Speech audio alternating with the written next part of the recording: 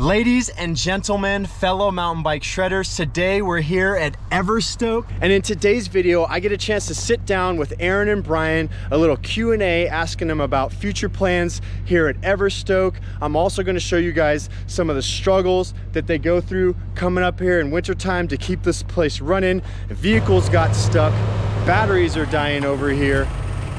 Yeah, she's alive. You guys are definitely going to enjoy this video, so keep watching and smash that thumbs up. All right, taking a little tour of the property with Brian. I can actually keep up with them on foot, so that's a good thing. Hit the little drop. Up the skinny. Up the skinny over the wood feature. Ooh. Double black diamond. Yeah.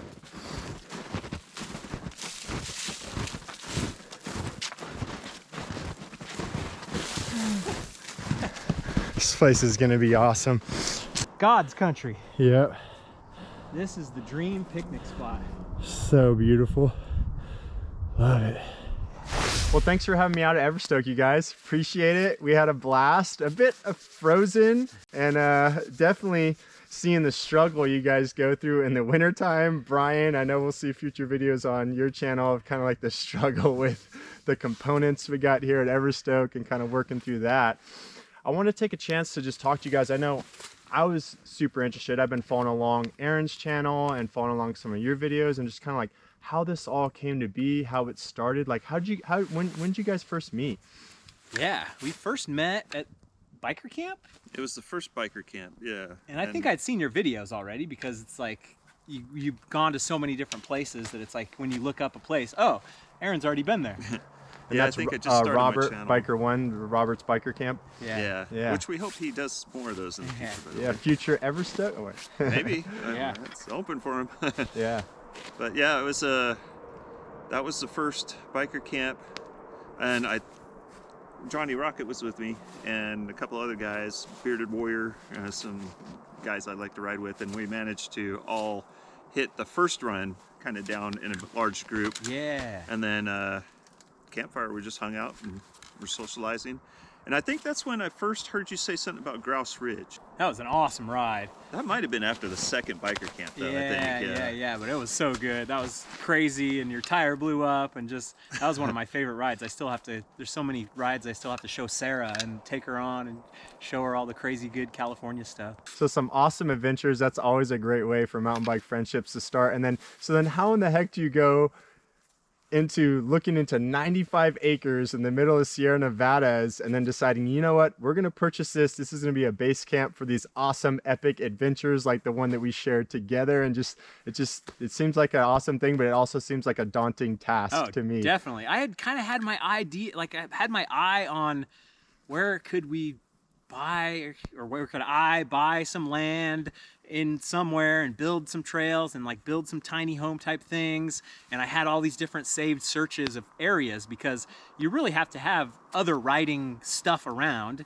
And here in Grey Eagle was just perfect because there's like 5 different great rides within an hour of driving here. The Reno airport's like an hour away. There's all these little intangible things. So I just had a bunch of saved things, and this came up on my saved search, and I was really starting to fantasize about it. And then I texted Aaron kind of out of the blue because there's just not many people that I've talked about this idea with, probably 100 people, and no one ever showed any interest whatsoever. And I think I probably told Aaron at some point, or kind of had that idea, and he's probably the only person who ever had any kind of interest or perked up at all. So I texted him, and he had just happened to you know, sell a part of his business and was kind of looking for a new change, and it just all kind of came together. Yep, that's exactly what happened. And I think we actually, through the adventure rides we've done in the past, where we've done Grouse and Fisk Peak Loop and a couple others, Henrico, and a few times we carpooled. Yeah. And we knew we had a lot of similar interests, and we always fantasized about, oh, it'd be cool to have like some property, building a trail and all this. So definitely, I think that's why he kind of kept me in mind, is all those stories. As I was always drooling over mountains when we drive by, like, oh, that would be a cool place to buy, or exactly. You know. Yeah. And yeah, right then it was really crazy. I sold I was 50% owner of a HVAC company and sold that half. And I think it was literally like a week later, Brian just was like, hey, I got this property up here and we want to check it out. And it's all, I got in my car and zipped up here and checked it out. And then shortly after that, we put an offer in, got accepted, and here we are. Totally. I think I was in Bentonville at the time, or on the East Coast at the time, and so he was able to kind of check it out and walk around and send some photos. And then I like flew back maybe for a couple days just to like kind of finalize the deal, all that stuff. It was quite a whirlwind. So cool. And then Very huge. now Aaron's been out here building. We've all seen the videos on his channel. That is awesome. I'm gonna get him to make an Everstoke playlist, because I told him, I was like, I was just trying to binge watch Everstoke real quick, and the videos are kind of scattered across his channel. I need a playlist so I can just hit play and just watch all the Everstoke. So that's cool. And is that primarily where it lives now, is on Aaron's channel, if people want to follow along or see what's going on at Everstoke? I do, like I did one a few months ago that was kind of a wrap up of the whole year, but the day to day, like Aaron's always making progress out here, and it's always like every little bit is captured, which is just the best. Until winter comes along. Yeah. Then progress slows. Yeah, the wintertime struggles. Is that a video you're gonna be putting out on your channel with the wintertime struggles here? Definitely. I was in my truck last night. I was pretty frozen there, but yeah, still had a great time. Yeah. Any future plans of maybe like a Everstoke YouTube channel or anything like that? I don't think so, because it's done good on our own channels, and then it's like you have to kind of start from scratch, and yeah, I don't think so. What are the future plans, and what can people look forward to if there's somebody like me that's really pumped off what you guys are doing? Like, it's when that place opens, I want to go ride there. I want to be one of the first ones to go ride there. Well, I do offer a lot of volunteer days to come where people could come out, and He's nudging me right there. He's like, come out and help. I got a shovel for you, Jared. and I guess we do have a way where if people are really interested and they reach out to us, we do have a link where they can kind of reserve a spot. If you email me or whatever, we're just kind of beta testing Patreon, friends and family. But if people email us and they want to come out, we can come. But we're still going to charge you to come out. Like, it just depends on if it's a work day or not, kind of thing. We just want to get this up and running, and we're trying to figure out the best way to kind of get going. But once we have the facilities in place and that kind of stuff, we'll be able to open up to a little more people, and hopefully that'll happen within the year. But it's tough. It's money pit extreme. I bet. Is there any way, if people want to try and help support, that maybe they could, help support it? Is the best way through the Patreon page, or is I don't know. I think just really just supporting us on Patreon, just even $3 or something, or a buck even helps me a lot.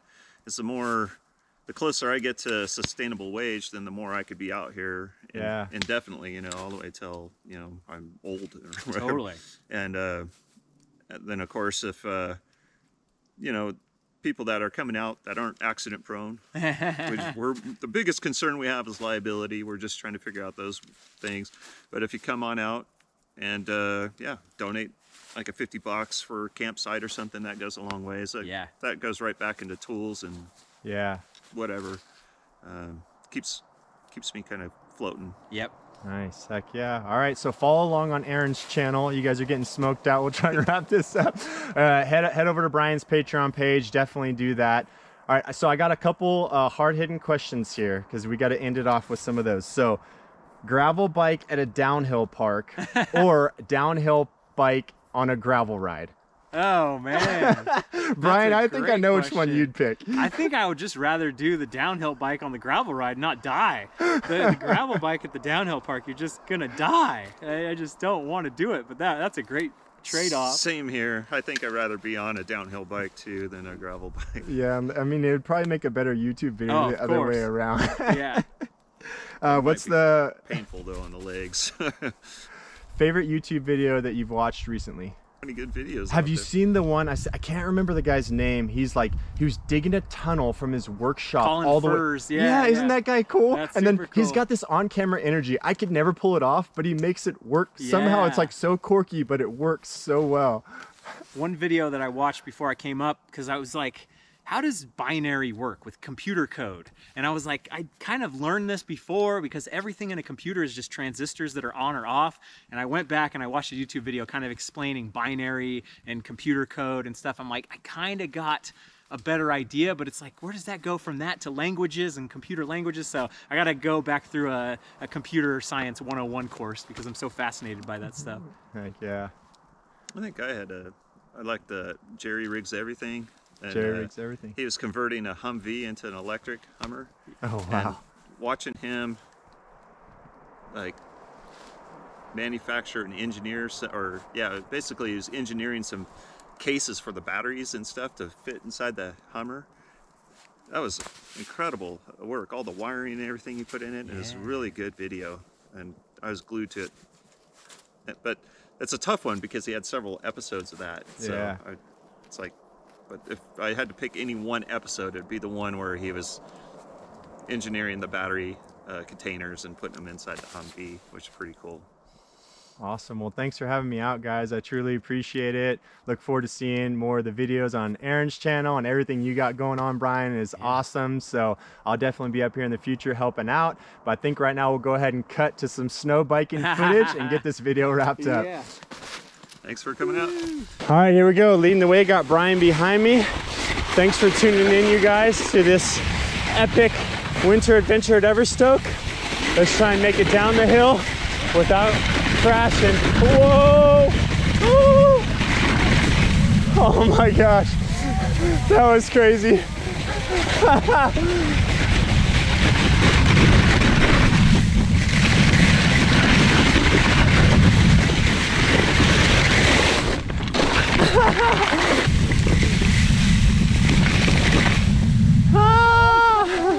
Yeah. On the way. That was great. 30-minute hike. Yeah. 30-second downhill. All worth it. Pretty good.